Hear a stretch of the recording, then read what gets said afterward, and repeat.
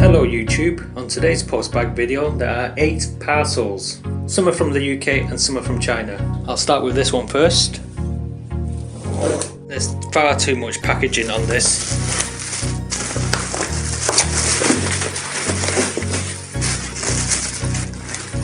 Okay, so this is a HP DSPS 800GB server power supply, and I got this because if you run it on 200 to 240 volts you can get a maximum of 1000 amps. I will not be using this in the server, but I'll show you in another video what I'll do with it. The seller paid £2.90 and it looks like it's a second class small parcel weighing just under 2 kilos. This parcel was sent using a next day service with DPD. It's come from an IT company that sells old stock based in Leeds. The parcel weighs 6 kilos. Lots more bubble wrap.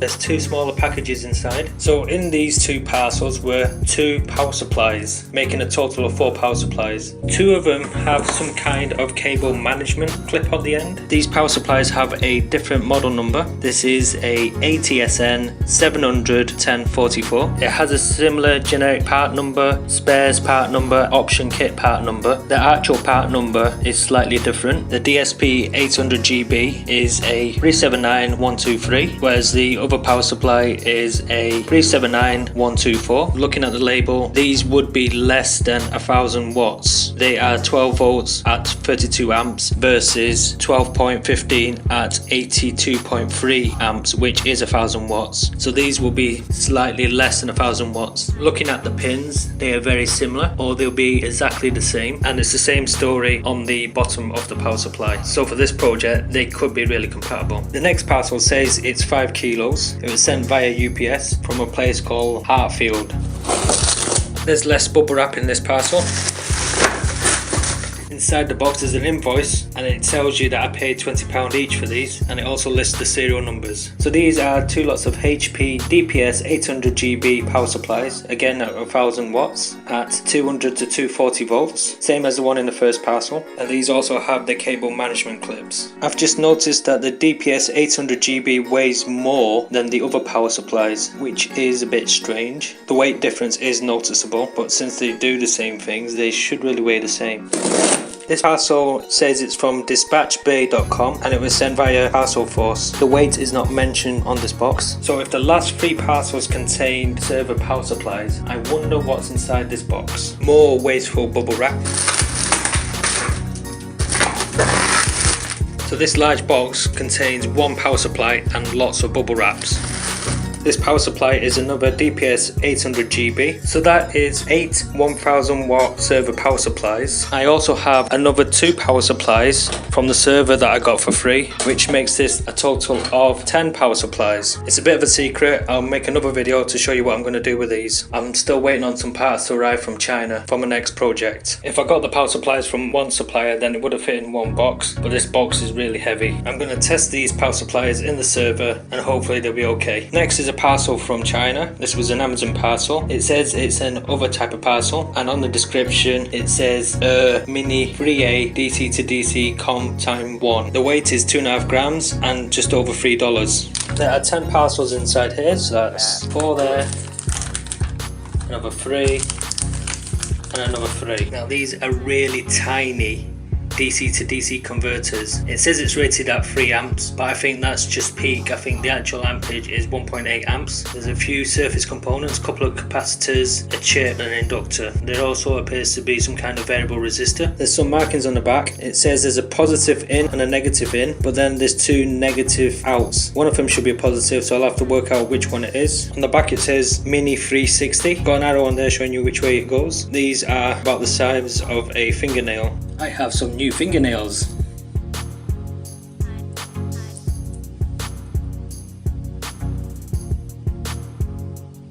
So these 10 regulators will be shown in another video. This parcel looks like it's come from the UK. It says it's come from Southall. It was sent by Royal Mail 24. There's no weight on here or a cost. There's an invoice, and inside it is a Raspberry Pi 3 Model B with Wi-Fi and Bluetooth built in. Inside the box is a safety instruction and quick start guide. I don't need that. That's cool. It's like a paper bag. It's sealed, which means it's brand new. I usually buy things second hand, but this one's brand new. This catch at the top has a metal strip in there which you can use to bend and tuck it close. So here's the Raspberry Pi. It has 4 USB, an Ethernet port. I'm not sure if that's a gig port or 100 megabits. Looks like there's an audio jack there, HDMI port, that's a micro USB. One of these headers I think is for a display and another one is for a camera. It has some GPIOs, and I think these are only digital GPIOs, not analog like you can have with the Arduino. There's a micro SD slot at the bottom, and there's another chip at the bottom, which I think might be the memory. This is very light, and I'll have to show you what I'm going to do with this in another video. I will need to learn how to use this as well, because you can put a Linux-based Raspberry Pi OS on there, and you can also put Android on there. For my purpose, I'm going to put a Raspberry OS on there, if I can find a spare memory card. So this parcel is from China. It says it's a instrument accessor weighing 100 grams and just costs just a little bit over $5. It is a 60 watt 220 volt soldering iron with a European plug.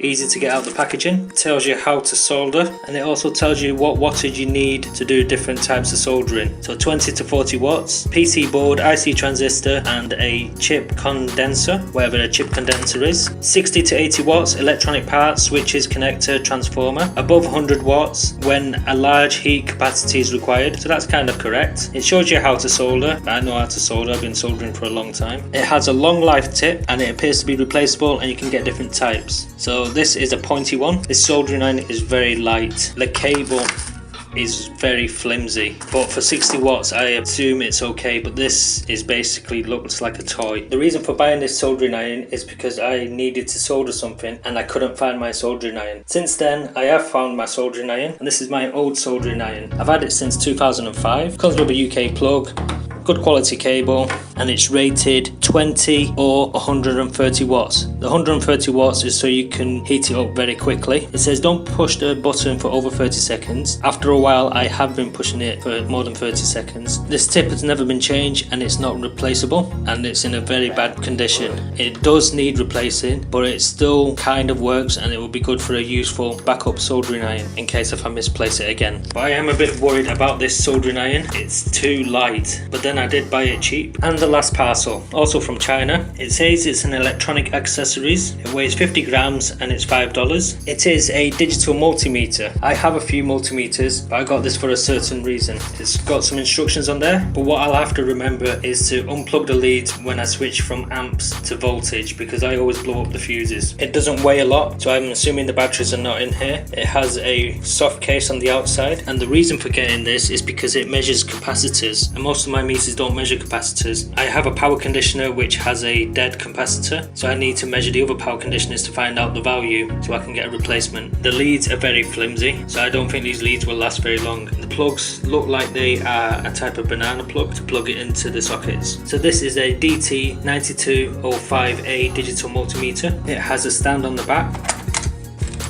It takes a 9-volt battery, and I think I do have some lying around somewhere. So as well as reading AC and DC voltage, it can also do currents as resistors, as many other multimeters do. It can also do frequencies, temperatures and capacitance. There are 2 buttons. One is a power button with auto power off, and I'm not sure what this button does. It may be for a backlight or something. I don't think it's for hold. It will say hold. It can also do transistors.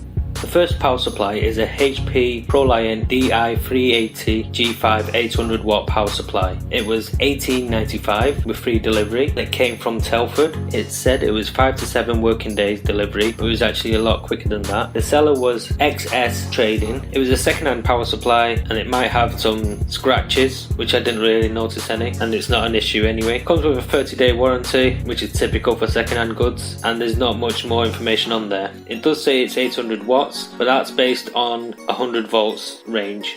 Next is another HP ProLiant power supply. This time it's advertised as 1000 watts, which is correct on 220 volts. This was £14 with £2.90 postage. This came from Carlo. It says the estimated delivery was 4 working days, and again it was a lot quicker than that. And the seller is mad about quilting. The seller lists some part numbers and he says it has been security marked to prevent against fraudulent return. Well, all you have to do is record the serial number, but maybe they've been having problems with people returning power supplies. Next, I bought 2 lots of 2 HP ProLiant 1000 watt power supplies. These ones are the ones that are slightly different. These were £32.95 for a pair with free postage, and it was fast delivery again. And this came from IT Solutions Limited. The seller says these power supplies have been removed from a working server and they're guaranteed to work. I did Google the part number and get a few more images to show the label in closer detail, as it's hard to see the details on these supplied images. I did see that most of the other numbers were similar and the pin layouts were the same, so I took a risk in buying these, which was a lot cheaper. Next was another HP ProLiant power supply, again listed at 800 watts. I purchased 2 from these sellers at £20 each with free postage. It said it was going to be 4 to 6 working days, but it was a lot quicker than that. And this came from a seller called Just Jew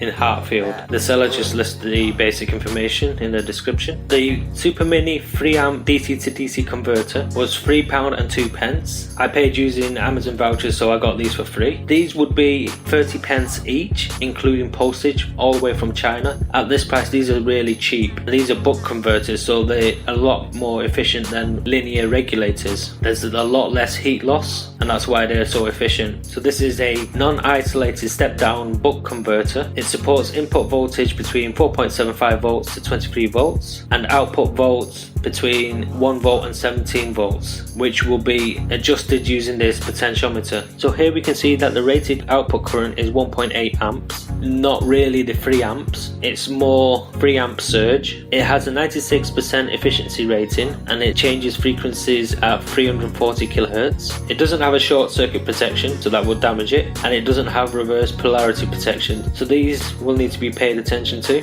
prevent damage to the device. These boards are really tiny. They are 17 by 11 by 3.8 millimeters, and it says it can't step up voltages, which means it can't boost voltages. Next is the Raspberry Pi 3 Model B. It has a quad-core 1.2 GHz CPU and 1 GB of RAM. This is currently on sale for £32, and you probably already guessed I got this for free. But I got this at £29.24. I got this at this price because the price reduced at 3 AM, so I decided to buy at 3 AM. So when I checked the following morning, the price shot up again. And if we look at the price tracker, there's no change on the 5th of October. So when this price checker checks every 24 hours, it missed the price drop. The price might have increased when I bought it. Most of the time the price was £32.95, so the price of £32 will reflect later on the price tracker. Next is a U Better temperature welding solder 60 watt 220 volt soldering iron. I'm not sure why they put electric pencil gun. This was £3.99, shipped all the way from China. It has a model number of 222. It says it has a number of phases of 2, which doesn't really make any sense, and neither does a temperature range of 1 Celsius. It says the tip can go up to 400 Celsius, which is quite high for everyday soldering. So the seller is U Better from China in Beijing, and again I paid using Amazon vouchers, so I got this for free. And finally is the Nice E Shop digital multimeter LCD ammeter resistance capacitance tester, black and yellow. This is a very cheap basic multimeter with advanced features for £7.09. I could have got a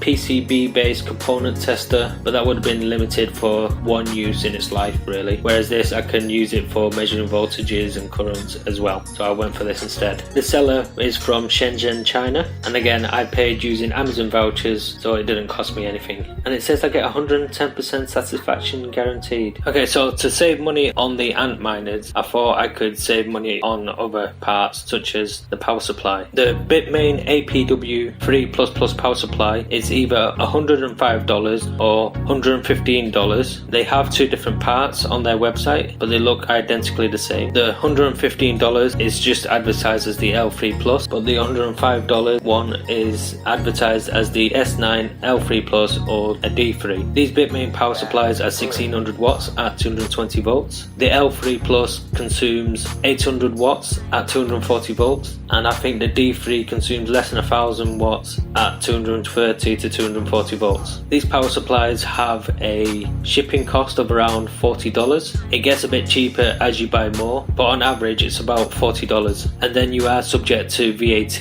and import duty. In the UK that's 20%. So the APW3++ is $105. The shipping is about $40. If we convert this to sterling, this is £109.14. And if we add the 20% VAT, each power supply comes to £131. And if we have 10 of these, that means the power supply cost is just over £1,300. So my plan is to save as much possible of this cost. I don't plan to save £100, £500, but I want to save at least £1,000. So my target is £300, which means each power supply needs to be £30. That is a massive saving, especially when you buy a lot of ant miners. So the first power supply, I have a target of £30 per power supply. This power supply was $18.95 with free delivery. I used top cashback to get 1% cashback. I got 0.5% cashback on my credit card, which means I paid £18.67, saving of 28 pence. It's not a lot, it's just 1.5%. The second power supply also has a target of £30. It was £14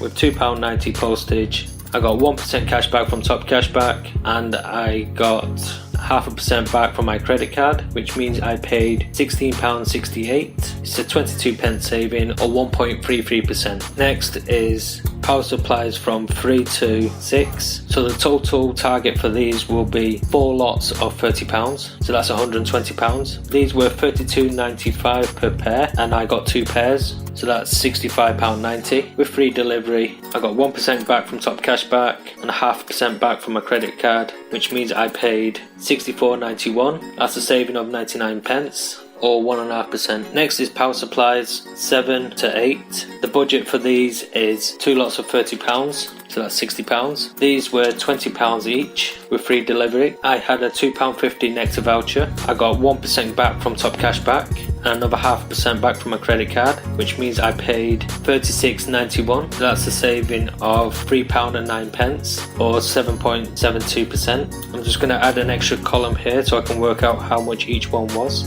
So the average price of the power supplies is £17.51 so far. Next is the 9th and 10th power supplies. The budget for these is £60. I got these for free with free delivery, and I get a divide by 0 error because I got these for free, so I can easily fix that by putting a 0 in there. Now these power supplies can't power the ant miners by themselves, so my budget is £300, which is $390. I spent £137, which is $178, so I've got £162 left, $211 to buy the rest of the parts to make these power supplies work with the ant miners. These parts will come in the next video when the parts arrive, and I'll update the spreadsheet then. If you've liked this video and found anything useful, leave a thumbs up. If you haven't done already, please subscribe and click on the bell for more notifications. And could you also like my Facebook page, and I'll see you next time.